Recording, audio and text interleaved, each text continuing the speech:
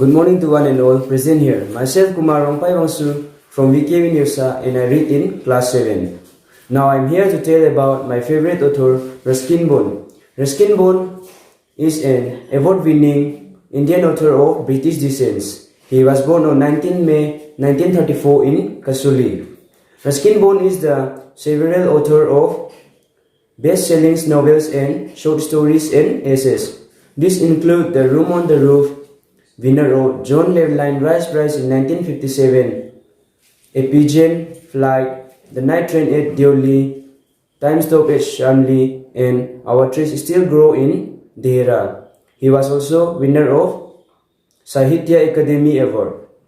He was also awarded the Padma Shri by the Government of India in 1999, a lifetime achievement by the Delhi government in 2012, and Padma Bhushan in 2014.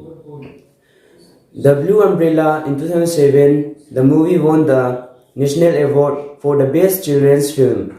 Ruskin Bond never get married. He lives with his adopted family in Missouri. Thank you.